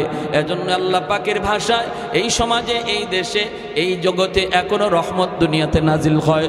গাছ থেকে ফুল হয়, ফল হয়, জমিন থেকে ফসল হয়, নদী থেকে মাছ হয়।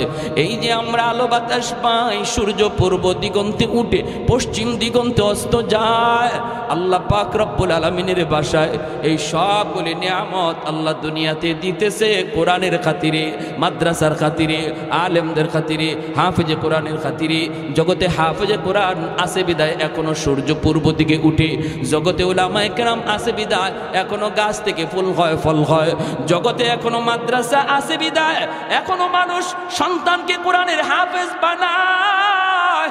এই ধারাবাহিকতা এখনো সমাজে আছে, এখনো মানুষ মাদ্রাসায় দান করে, এখনো মানুষ ওয়াজ মাহফিলে যায় বসে, আল্লাহর কথা, রসুলের কথা, কোরআনের কথা শুনে। বিধায় আল্লাহ বলে এখনো গাছ থেকে তোমরা ফল পাও, গাছ থেকে ফুল পাও, জমিন থেকে ফসল পাও, নদী থেকে মাছ পাও, সুস্থতার নিয়ামত নিয়ে বেঁচে আসো। মিল ফ্যাক্টরির মালিক, ইন্ডাস্ট্রির মালিক, সুস্থতার নিয়ামত, যত যা কিছু নিয়ামত দেখো সবগুলি নিয়ামত আল্লাহ বলেন কোরআনের খাতিরে আমি দিয়ে রাখছি।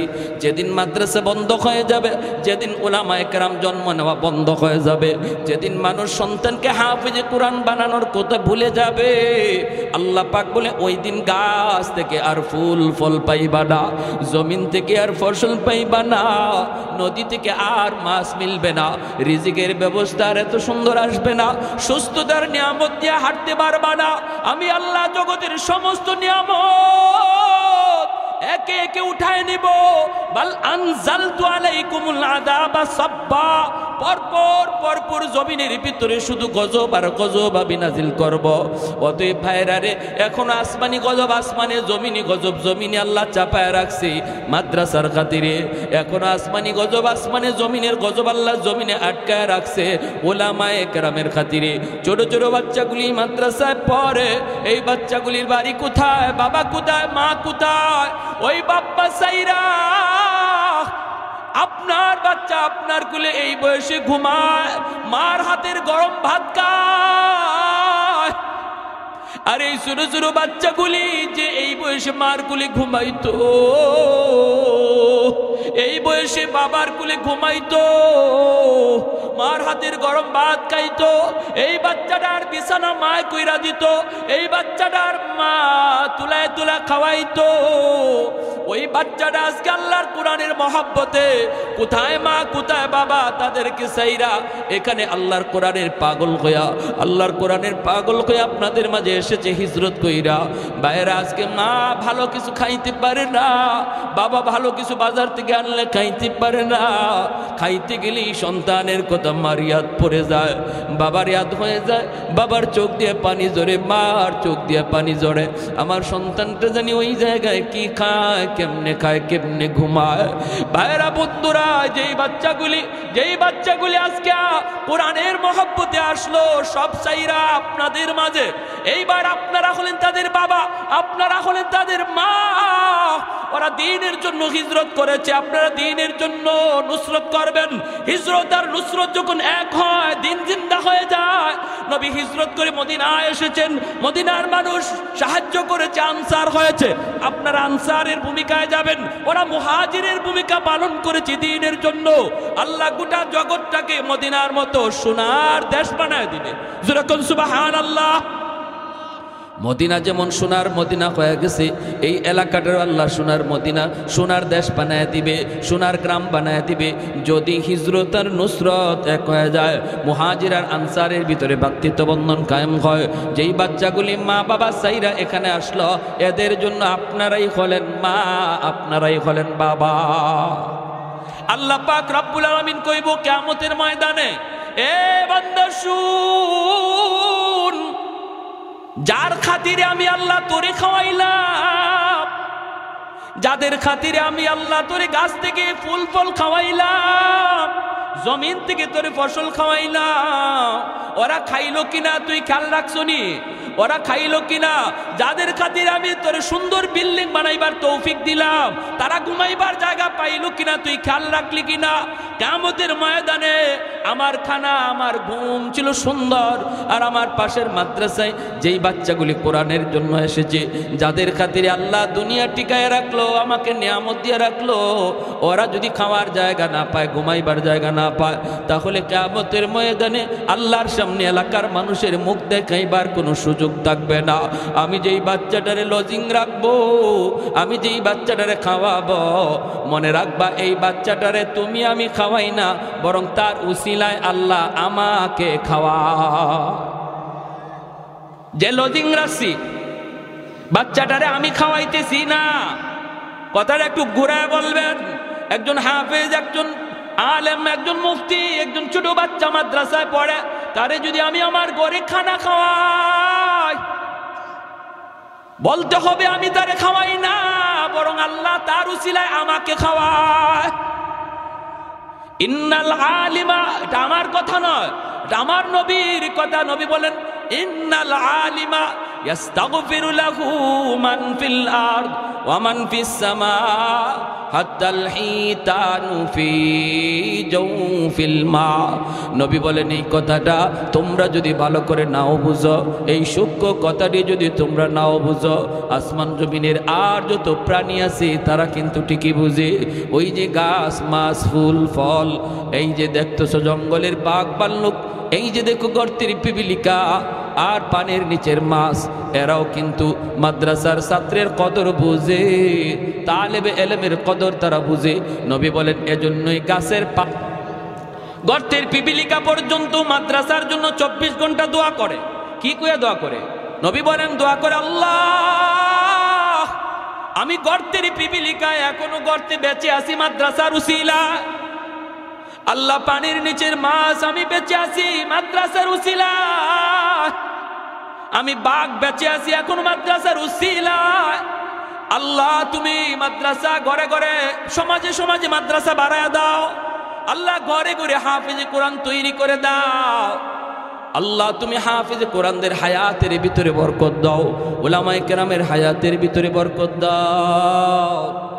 আল্লাহ যাদের তাদের হায়াত বাড়লে জগতের হায়াত বেড়ে যায়। উলামায়ে কেরামের হায়াত বাড়লে জগতের হায়াত বেড়ে যায়, জগতের হায়াত বেড়ে যায়। এজন্য মায়ের নবী বলেছেন, মৌতুল আলিম কা মৌতুল আলম। একজন আলেমের যদি মৌত হয়, মনে করবা জগতের মৌত হয়ে গেছে, কারণ জগৎ আল্লাহ টিকায় রাখে উলামায়ে কেরামের উসিলায়। অতএব কেউ যদি মনে করে আলেম উলামা রাখবো না, মাদ্রাসা রাখবো না, মোল্লা মুন্সি রাখবো না, যদি কেউ মনে করে এমনটা বলে, তাহলে সে তার নিজের পায়ে নিজে কুড়াল মারল। মাদ্রাসা রাখবা না, মৌলবী রাখবা না, আল্লাহ তোমারেও রাখবে না। আওয়াজ দিয়ে এখন ঠিক কিনা? কারণ আল্লাহ তাদের উসিলায় তোমার মতো লোককে আল্লাহ বাঁচায় রাখছে। যদি ওরা না থাকে মাদ্রাসা বন্ধ হয় তোমার জিন্দেগি বন্ধ হয়ে যাবে। আমরা দেখছি ওটা, আলহামদুলিল্লাহ হইছে ওটা। যারা মাদ্রাসার বিরুদ্ধে কথা কইছে, উলামা ইকরামের বিরুদ্ধে কথা কইছে, ওয়াজ মাহফিলের বিরুদ্ধে কথা কইছে, তারা কেউ জাগাতে নাই। আওয়াজ দেয়া বলেন, ফ্যান পরবারও আর জায়গা পায় না, ঠিক কিনা? এজন্য বলি মাদ্রাসার বিরোধিতা যে করলো সে তার নিজের পায়ে নিজে কোরআন মারলো। কেউ যদি মাদ্রাসা বন্ধ করার কথা কয় সে তার নিজের জীবন বন্ধ করে দিল। এটা আল্লাহর কোরআন বলে, নবীর হাদিস বলে। এই কথাটা নবী বলেন, যদি তোমরা নাও বুঝো, গাছে বুঝে, গাছের পাতায় বুঝে, পিপিলিকা বুঝে, গর্তের সাপ বুঝে, পানির নিচের মাছ এই কথাটা বুঝে, বিদায় ওরা 24 ঘন্টা আলেমদের জন্য দোয়া করে। এজন্যই মানব দানব সবাই উলামায়ে কেরামকে মহব্বত করে, জিন্নাতরা পর্যন্ত উলামায়ে কেরামকে শ্রদ্ধা করে। কেন করে? কারণ জিন্নাতেরাও জানে কাদের উসিলে আল্লাহ জগৎ টিকায় রাখছে। শামসুল হক ফরিদপুরি রহমতুল্লাহি আলাইহি বহুত বড় একজন বুজুর্গ ছিলেন, আপনারা নাম হয়তো শুনেছেন, সদস্য হুজুর হিসাবে সবাই চিনে। তিনি দীর্ঘদিন দারুল উলুম দেওবন্দে লেখাপড়া করেছেন। হুজুরের বাড়ি হলো এই যে গোপালগঞ্জের গহরডাঙ্গা।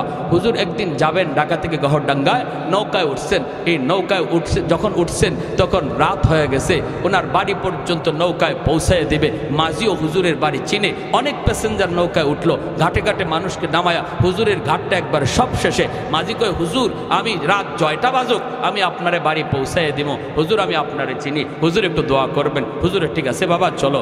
কনকনে কুয়াশার রাত, শীতের রাত, কুয়াশা, দেখাও যায় না ঠিক মতো। যাইতেছে মানুষ, ঘাটে ঘাটে নামছে। হুজুরের ঘাট সবার পরে, আরো বেশ সময় লাগবে হুজুরের ঘাটে যাইতে। ওই অবস্থায় হুজুর বলতেছে, বাবা মাঝি আমারে তুমি এখানেই নামায় দাও। কি কন? এখানেই নামায় দাও। কেন? বাবা আমার এখানে নামা। হুজুর এটা তো আপনার ঘাট না, এখানে যদি আপনি নামেন তাহলে আপনাকে বিশাল বড় একটা হাওর পায়ে হেঁটে যাওয়া লাগবে, আর এত রাত, প্রচন্ড কুয়াশা, কিছু দেখা যায় না। হুজুর কেন আপনি এই কাজ করবেন? আপনার ঘাটে নৌকা যাবে। হুজুর বলতেছে, বাবা তুই বুঝবি না, তুই আমাকে এখানে নামায় দে, দ্রুত নামা, আমার কাজ আছে, এখানে নামা, আমি হাওরটা পাড়ি দিয়ে পায়ে হেঁটে যাব। মাঝি অবাক হয়ে গেল। মাঝি মনে মনে কয়, আমি চিন্তায় পড়ে গেলাম, হুজুরের এত রাতে কাজ কি? এত রাতে হাওরে হুজুরের কাজ কি? কয় তাহলে ঠিক আছে আমি নামাব ঠিক, কিন্তু আমি পিছনে পিছনে যাব। হুজুর কি কাজ করে একটু দেখার জন্য হুজুরকে নামায় দিল মাঝি। পিছনে পিছনে মাঝিও নামলো। হুজুরে দেখেন নাই, মাঝি দেখতেছে, কয় আমি দেখলাম হুজুর সামনের দিকে হাঁটতেছেন, প্রচণ্ড কুয়াশা, ভালো করে দেখাও যায় না, আমাকে হুজুর দেখেন না, পিছনে আমি হুজুর খেয়াল করেন নাই, আমি একটু দূরে অবস্থান করতেছিলাম, আমি তো ঝাপসা ঝাপসা হুজুরকে দেখতেছি, যাইতেছেন, একটু পরে তাকায় দেখি নামাইলাম আমি একজন, কিন্তু কিছুক্ষণ পরে দেখি হুজুরের ডানে বামে সামনে পিছনে শত শত মানুষের আওয়াজ। আমি অবাক হয়ে গেলাম, অবাক, ভয় পেয়ে গেলাম। নামাইলাম আমি একজন মানুষ, কিন্তু ওনার ডানে বামে এত মানুষের আওয়াজ। এরা কারা? এদের পরিচয় কি? পিছনে পিছনে আমি যাইতেছি, হুজুর ওদের সাথে কথা বলতেছেন, আর ওরা হুজুরকে, একজন মন্ত্রী মিনিস্টার যেভাবে হাঁটি এইভাবে হুজুরকে সামন দিক দিয়ে রাস্তা দেখে দেখে নিয়ে যাইতেছে। বাড়ি পর্যন্ত যাওয়া মাত্রই আমি দেখলাম লোকগুলা আর কেউ নাই, সবাই অদৃশ্য হয়ে গেল। হুজুর ঘরের ভিতরে ঢুকবেন, আমি যাই এই সালাম দিয়ে দিলাম, আসসালামু আলাইকুম ওয়া রাহমাতুল্লাহ। হুজুর আমাকে দেখে বলতেছেন, বাবা তুমি এখানে কেমন করে? কই হুজুর আমি তো আপনার পিছনে পিছনে আসছি। কেন আসছো? কি জন্য আসছো? কি দেখছো? কয় হুজুর আমি যা দেখছি আমার ভিতরে পানি নাই, কলিজায় পানি নাই, আমি তো প্রচন্ড ভয় পাইছি হুজুর। হুজুর আগে বলুন এরা কারা? আমি নামাইলাম আপনাকে একা, কিন্তু এত মানুষ, এরা কারা? কি এদের পরিচয়? এবার হুজুর বলতেছে, বাবা আমি বলতে পারি তোর কাছে এক শর্তে, বাবা আমার জীবদ্দশায় কারো কাছে কিছু বলবা না, কারো কাছে কিছু বলবা না। সে বলতেছে ঠিক আছে হুজুর আমি বলবো না। খাঁটি আল্লাহওয়ালারা তাদের নিজেদের কারামত কারো কাছে বলে না, কেউ দেখলে সেটা বলতেও নিষেধ করে, ঠিক না জোরে বলেন? আর ভেজাল যত জায়গায় আছে খালি সাইনবোর্ড আর অ্যাডভার্টাইজ, ভেজাল যত আছে, আশিকি রসুল, মাহবুবে খুদা, গাউসে হামদানি, কুতুবে রব্বানি, সারাসুল্লি সুলকানি, নাম আর খুঁজে পাওয়া যায় না। নাম কই গেল, লকবার উপাধি পড়তে পড়তেই শেষ, ঠিক কিনা? এক লোক ময়মনসিংহ গেছে, আসার পথে প্রচন্ড কুয়াশা, এরকম বন্ড ফিসাব। ড্রাইভাররা কয় থাম, সামনে দেখোস না কিছুই দেখা যায় না? ওখানে দেখ একটা বোর্ডিং দেখা যায়, সিট আছে কিনা একটু দেখ। তো ড্রাইভার গেছে, গিয়া বোর্ডিং ম্যানেজার রেখে, স্যার রাত বাজে প্রায় 3টা 2টা, বলতেছে স্যার আপনাদের হোটেলে কোনো সিট আছে? কয় সিট তো আছে, থাকবো কেটা? থাকবো কে? থাকবে আশিকি রসুল, মাহবুবে খুদা, গাউসে হামদানি, কুতুবে রব্বানি, সারাসুল্লি সুলকানি, কইতে কইতে 16টা টাইটা। ম্যানেজারে ধর্মে ভাগো, সিট নাই। ম্যানেজারে ভাবছে 16টা সিট লাগবে। নাম যখন 16টা কইছে, ম্যানেজারে ভাবছে সিট লাগবে কয়টা? 16টা। কয় সিট নাই, সিট নাই ভাই, যান যান। আর কয় হুজুর সিট নাই। হুজুরে কয় সিট না হইলে কেমনি যাবি? যাওয়ার তো কোনো উপায় নাই। হোটেলের বারান্দায় গামছা বিছা, চাদর বিছায় রাত কাটা। হোটেলের বারান্দার মধ্যে চাদর বিছায় ঘুমায় রইছে। ফজরের সময় ম্যানেজার উঠছে, ওইটা দেখে এত মোটা এক হুজুর গড়াগড়ি করে শীতের মধ্যে কনকনে কাঁপে। কয়েক বেড়া ঘটনা কি? এখানে হুজুরে নিয়ে এরম করো? কয় তুই হুজুরে নিয়ে এখানে কি করো? তুই আমার কাছে ভিতরে সিট চাইলি না? আমি তো আপনার কাছে সিট চাইছি। কয়েক বেটা তুই তো সিট চাইলি 16টা, তাই বললে কি আমার কাছে 2টা সিটও নাই? এখন হুজুরে উঠছে, উঠতে কয় রে, এই টাইটেলে আমার দুনিয়াতেও সিট দিল না, মরণের পরেও সিট দিত না, ঠিক না? এই টাইটেলে দুনিয়াতেই সিট দিছে না, মরার পরেও সিট দিবে। এজন্য খাঁটি আল্লাহওয়ালা চেনার উপায় হলো তারা সহজ সরল সাদা সিধা, এত অ্যাডভার্টাইজও নাই, এত গাওয়াগাওয়িও নাই, হ্যাঁ, এত লৌকিকতাও নাই। শামসুল হক ফরিদপুরি রহমতুল্লাহ আলাইহি ওই মাজিরে বলতেছেন, আমি বলতে পারি তোকে, শর্ত হলো আমার জীবদ্দশায় কারো কাছে এই কথা বলবা না। বলেন হুজুর? বাবা আমি যখন নৌকায় ছিলাম, এই নৌকায় থাকা অবস্থায় এই এলাকার জিন্নাতের সর্দার আমার কানে কানে আইসা সালাম দিয়া কয়, হুজুর আমরা আজ অনেক দিন যাবৎ আপনার অপেক্ষায়, আমাদের ভিতরে অনেক সমস্যা চলতেছে, কেউ কারো কথা মানে না, এমন দ্বন্দ্ব খুনাখুনি হওয়ার সম্ভাবনা আছে।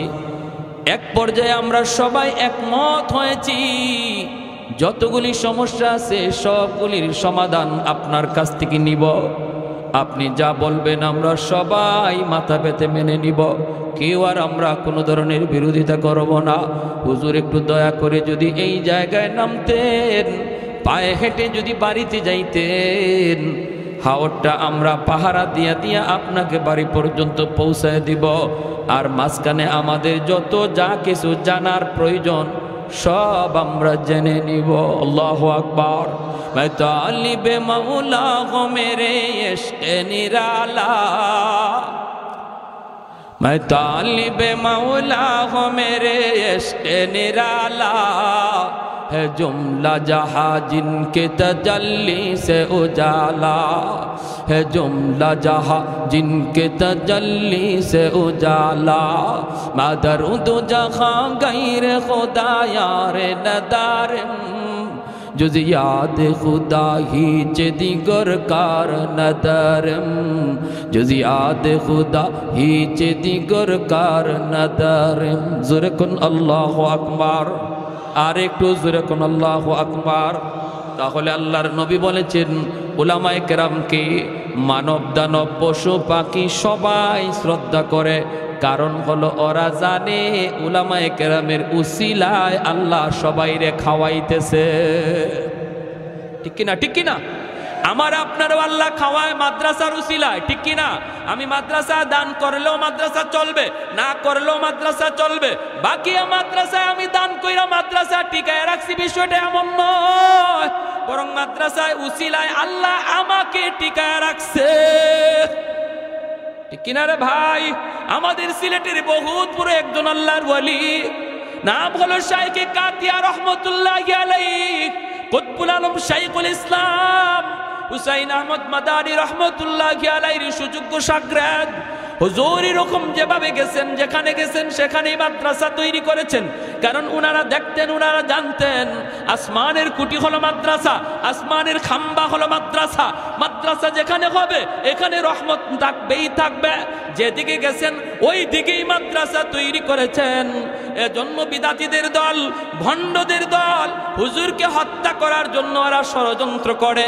ওই মৌলবীর কারণে তো আমরা গান বাজনা করতে পারি না, আমরা এক্সিবিশন করতে পারি না, যাত্রার প্যান্ডেল করতে পারি না। এই মৌলবীর হত্যা করা ছাড়া কোনো উপায় নাই, উপায় নাই।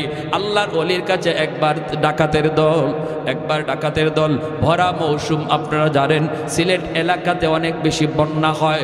একবার এরকম বন্যা হয়েছে, বন্যার ভিতরেই মাদ্রাসায় ডাকাতের দল নৌকা নিয়ে মাদ্রাসায় হাজির হয়েছে। হুজুরের কাছে আইসা বলতেছে, হযরত আমাদের এলাকার 2 গ্রামের ভিতরে প্রচন্ড ঝগড়া, যে কোনো সময় কোনাকুনি হয়ে যেতে পারে। আপনি যদি না যান তাহলে মানুষ কতজন খুন হবে এর হিসাব নাই। সবাই এক বাক্যে মেনে নিয়েছে, আপনি যেই সমাধান দিবেন এই সমাধান সবাই মেনে নিবে। ভাটি এলাকার মানুষগুলা হুজুরকে এইভাবেই মানত, এইভাবেই শ্রদ্ধা করত। হুজুর যেই জায়গায় যে হাজির, প্রচন্ড মারামারির ভিতরে মার থেমে যেত। চতুর্দিকে উপরের দিকে এরকম ভাবে ফায়ারিং হচ্ছে, কিন্তু আল্লাহর ওলি মাঝখানে যে যদি দাঁড়াইতেন সাথে সাথে দোনো পক্ষের রাগ গুসা পানি হয়ে যাইত। আল্লাহু আকবার। এত বড় বুজুর্গ, এত বড় আল্লাহর ওলি ছিলেন।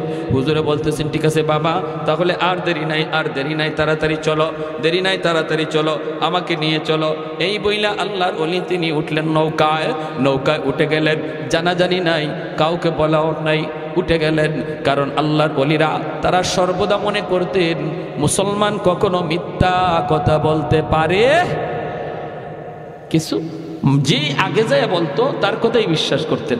পরে যদি একজনে যায় বলতো, হুজুর ও তো আপনার কাছে মিথ্যা কথা বলছে, তখনই ধমক দিতেন, মুসলমান আবার মিথ্যা বলে নাকি? সুবহানাল্লাহ, জোরে কর না। যে মুসলমান আবার মিথ্যা বলে নাকি? আগের জনে আপনারে মিথ্যা বলছে এই কথাটা বুঝানোই যেত না।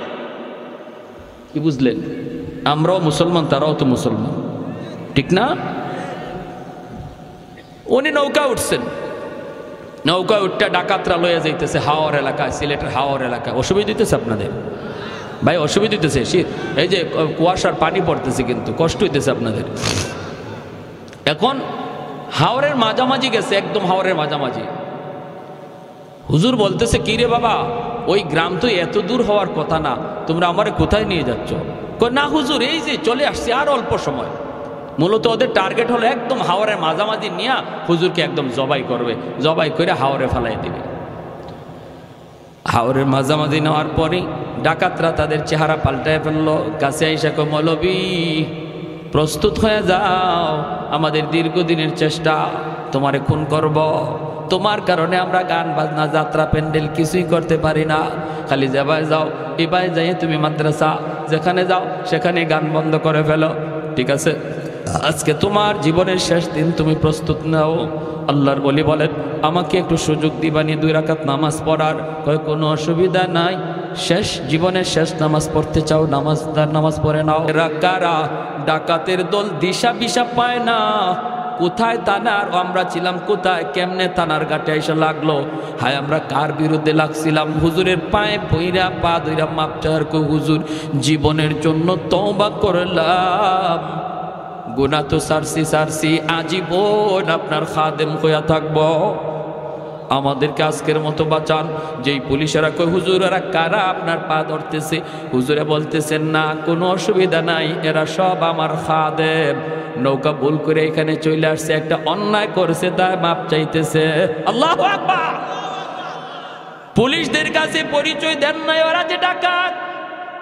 এই আল্লাহর ওলি এই ডাকাতদেরকে বলছিলেন, বাবা শুন, তোরা যে এমন ঘটনা ঘটাইছো আমার জীবদ্দশায় কারো কাছে বলবি না, আমার ইন্তেকালের পরে যদি বলতে চাও বলবা। আমরা আল্লাহর ওলির ইন্তেকালের পরে খবরগুলা পাইছি এবং ওরা বলছে আমরা যে হুজুরের খাদেম, আমরা কিন্তু শুরুতে খাদেম ছিলাম না, আমরা হুজুরকে মারার জন্য ডাকাত সেজে এসেছিলাম, আমরা হলাম ডাকাত।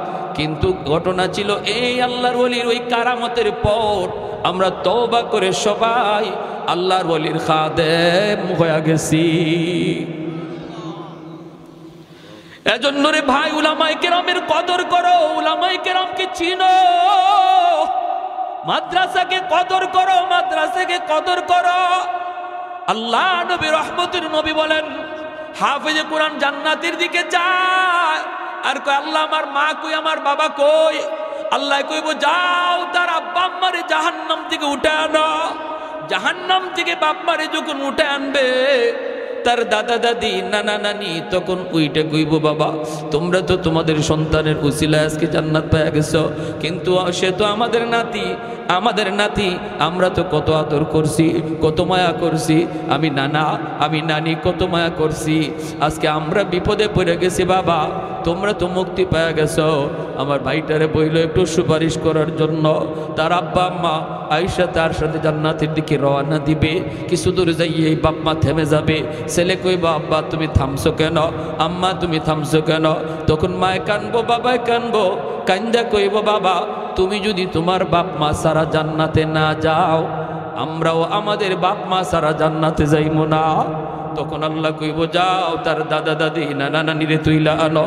দাদা দাদি নানা নানিরে তুইলা আনার সময় এলাকার মানুষেরা তাদেরকে দইরা বলবে বাইরে তোমরা তো মুক্তি পেয়ে গেছো নাতির সুপারিশে, কিন্তু আমরা ওই এলাকার মানুষ, যে এলাকার মাদ্রাসায় পইরা তোমাদের নাতি হাফেজ হইছে, আলেম হইছে, আমরা ওই এলাকার মানুষ, আমরা মাদ্রাসাকে কদর করতাম, আমরা তার থাকার জায়গা করে দিছিলাম, খানার ব্যবস্থা করে দিছিলাম, আমরা তার সহযোগিতা করেছিলাম।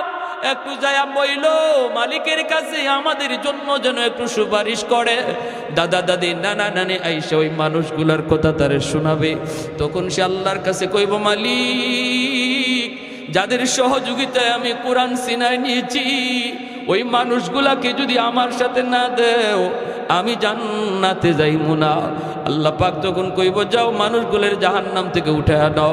উঠে আনার পরে একজনে কইব হুজুর আপনি আমারে চিনছেননি, আনাল্লাযী সাকাইতুকা মা, আমি আপনাকে একদিন এক গ্লাস পানি পান করাইছিলাম। আনাল্লাযী ওয়াহাবতু লাকা ওযুআ, হুজুর আমাকে আপনি বুঝি চিনেন, আমি আপনারে একদিন এক বদনা ওজুর পানি দিছিলাম। নবী বলেন এইভাবে অসংখ্য মানুষ, কেউ কইব এক বস্তা দুই বস্তা চাউল দিছি, কেউ কইব আমি 1000 টাকা দিছি, আপনি যেই মাদ্রাসায় পড়ছিলেন এই সহযোগিতা পাইয়াছি না আপনি কোরআন নিছেন।